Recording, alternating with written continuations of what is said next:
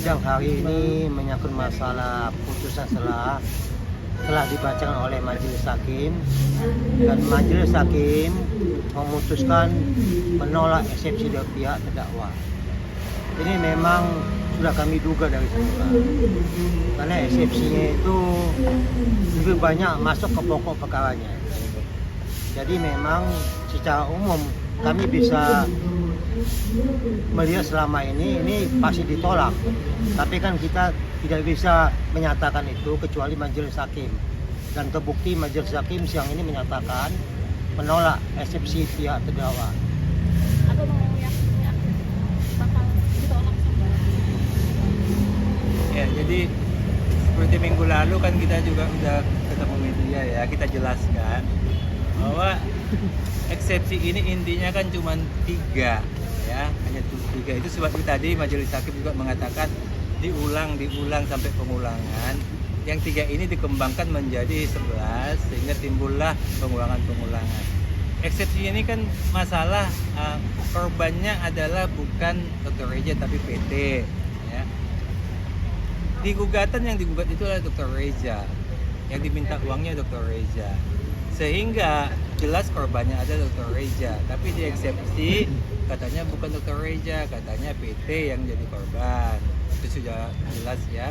Kemudian masalah perdata ini juga dijelaskan oleh hakim tadi ya, bahwa yang dimaksud oleh pasal 81 itu adalah prejudice, bukan untuk hal-hal seperti ini. Hakim tadi jelas mengatakan bahwa tidak ada kaitannya pidana ini dengan perdata ya, tadi semua sama-sama dengar mengatakan demikian. Kemudian masalah pasal juga diungkit, itu kan dominus litis, bahwa itu adalah hak jaksa. Kalau dia dilaporkan pun pembunuhan 338 maupun 340, tapi kalau jaksa melihat pokok perkaranya adalah penganiayaan yang menimbulkan kematian, jaksa pasti menggunakan pasal tentang penganiayaan menyebabkan kematian. Ya, itu haknya jaksa. Sebab yang masuk ke pengadilan kan jaksa, bukan polisi. Jadi jaksa kan nggak mau malu, dia bikinlah pasal yang paling tepat. Kemudian dibahas lagi kenapa pokok perkaranya ceritanya sama, tapi alternatif 1, alternatif 2 itu pasalnya beda. Nah, itu kan masalah, itulah disebutkan dakwaan alternatif. Ya, ceritanya sama, tapi pasalnya alternatif 1, alternatif 2. Dikatakan lagi kenapa tidak ada pidana asal, itu dakwaan kumulatif. Kumulatif kedua TPPU-nya, kumulatif pertama adalah tidak pidana asalnya. Ya, sebenarnya kalau dipahami semua undang-undang itu eksepsinya sangat tidak pas. Harusnya dia cari eksepsi yang mengenai adanya kesalahan terdakwanya, terdakwanya ada kesalahan sebagai terdakwa. Kemudian ada masalah wewenang pengadilan. Carilah alasan-alasan yang kuat supaya dia eksepsinya bisa dikabulkan oleh hakim. Jadi kita sangat menyayangkan PH ini, apakah memang kurang banyak baca buku juga kita nggak tahu ya. Mudah-mudahan kedepannya ini lebih konsentrasi lah ini, supaya kita ini jangan sampai jeblok begitu, kasihan ya. Nah, yang lain. Harapan kami ke depan, karena minggu depan kan sudah masuk sidang pembuktian. Ya, masuk itu pemeriksaan saksi-saksi, khususnya minggu depan saksi korban. Kami berharap bahwa saudara terdakwa ini turunkanlah ego dan kesombongannya, karena memang di pengadilan itu nggak bisa dengan kesombongan kita lakukan. Kita harus tunduk di bawah wewenang majelis hakim yang mulia. Kenapa dikatakan yang mulia? Karena suasana itu benar-benar harus dijaga. Satu, masalah sopan santun selama persidangan. Kedua, supaya buka semua permasalahan ini sehingga kelihatan siapa sih pelaku utamanya. Karena kasihan memang terdakwa ini, kasihan kalau dia tidak membukanya, maka dialah pelakunya, pelaku utama. Tapi kalau dia buka ini, maka kemungkinan ada pihak-pihak lain yang terlibat di dalamnya sebagai otak daripada pelaku ini. Makanya kami harapkan kepada terdakwa ini supaya bukalah permasalahannya, supaya benar-benar mengetahui permasalahan ini apa sih sebenarnya. Nah, hakim juga melihat nanti, oh iya, dia sudah berterus terang dan sudah bersikap sopan selama persidangan, ini akan meringankan hukumannya. Karena kita kasihan memang lihat terdakwa ini, bagaimanapun kita selaku manusia yang mempunyai rasa kasih, tetap merasa kasihan dengan terdakwa ini. Dia punya anak, dia punya tanggung jawab hidup. Bagaimana dia mendidik anak-anaknya nanti kalau dia di dalam tahanan? Karena ini pidana ini bukan main-main. Ini hukumannya sangat-sangat berat. Makanya harapan kami, cobalah supaya terdakwa ini menyesali atas segala yang terjadi dan buka semua. Jangan ada yang tutupin. Inilah pertimbangan kami supaya harapan kami menyangkut masalah PH-nya. Cobalah fokus. Kami berulang kali menyatakan kepada di depan media, PH ini fokus untuk membela pidana ini. Kenapa? Karena sanksi hukum ini sangat berat. Jangan hanya kena mau membuat strategi, akhirnya strategi jeblok semua. Gugatan dicabut, masalah pengaduan ke Polda juga gak jelas. Termasuk ada 2 pengaduan di Polda itu gak jelas dua-dua. Jadi sia-sia apa yang mau dilakukan strateginya. Kami juga sudah paham kok. Jadi tanggapan abang mengenai gugatan manifestasi dicabut tuh sia-sia atau gimana? sia-sia. Kenapa? Kami dari awal sudah bilang ini cuma modus. Jadi dia mencoba menghentikan pidananya dengan adanya perdata ini. Untuk gugatan prestasi begini, saya bidang hukum itu pencabutan itu tidak melalui media. Jadi buat kami itu belum sah, pencabutan itu belum sah. Pencabutan itu tidak bisa melalui media. Pencabutan itu harus dilaksanakan di ruang sidang di hadapan majelis hakim. Itu baru sah. Sebelum sampai kepada momen itu, kami tidak percaya begitu saja dengan apa yang dikatakan. Ya, karena Wan Abut ini kan ngomongnya bisa kemana-mana. Jadi kita harus hati-hati juga.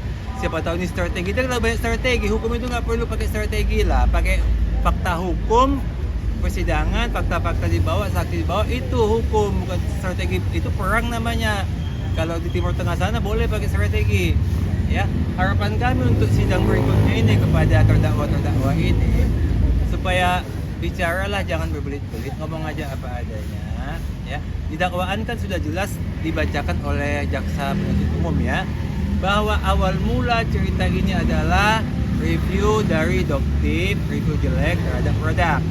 Ya, kemudian dilanjutkan oleh Dr. O mengolah ini review jelek menjadi uang tutup mulut. Ya, setelah diolah sama Dr. O ini uang tutup mulut sedemikian rupa, diserahkanlah pelaksanaannya kepada Nikita dan Mail untuk mengeksekusi. Jadi sebenarnya yang 2 ini eksekusi daripada rancangan yang sudah dibuat oleh Doktif dan Dr. O. Jadi kalau sampai perancang busana ini tidak dikenakan, si pelaksana tugas inilah yang dihukum. Silakan aja kalau tidak mau terbuka gitu. Ya. Dan menyangkut masalah pencabutan uang prestasi ini juga sebenarnya sudah menyalahi etika sebenarnya.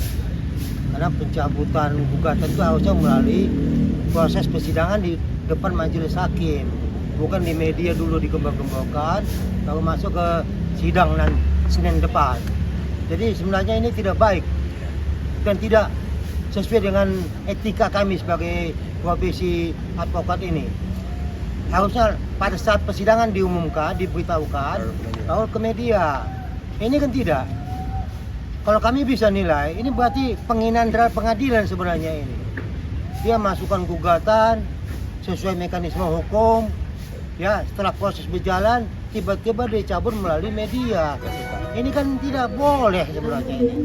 Makanya kami harapkan ini semuanya kepada penasihat hukum atau kuasa hukum yang ada di Indonesia ini adalah etika untuk melakukan sesuatu hal dalam proses pengadilan.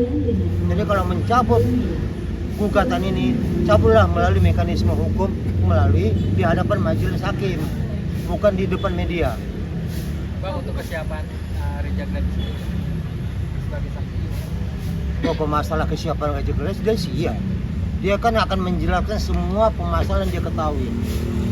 Saat ini kita lihat di media kan juga dia sudah banyak menyampaikan hal-hal apa yang terjadi sebenarnya sih.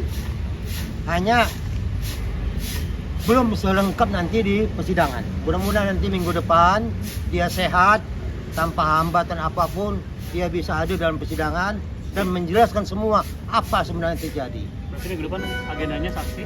Saksi korban. Jadi minggu depan saksi korban itu otoritas akan datang, ya. Sebab itu adalah ketentuan undang-undang, dia wajib datang, ya. Kemudian setelah dia menjelaskan apa yang dialaminya, barulah saksi-saksi lain ikut memberikan tanggapan, mendukung atau tidak mendukung.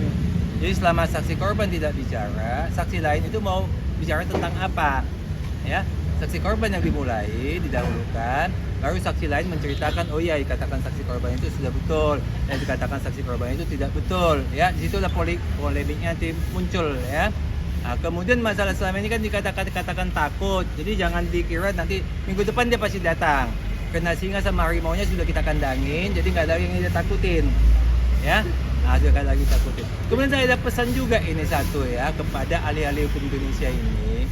Dari kemarin kan banyak ahli-ahli hukum Indonesia yang teriak bahwa perdata ini harus menghentikan pidana, ya. Media udah tahu lah siapa ahli hukum itu, ya. Jadi dari omongan tadi majelis hakim jelas terbukti bahwa tidak semudah itu perdata menghentikan pidana. Dia katakan tadi kalau saya nggak salah pasal 284 betul. Masuk perdata menghentikan pidana.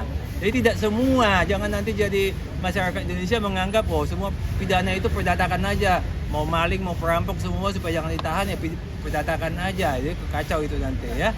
Oke, ada lagi mungkin? Aman ya semua? Oke.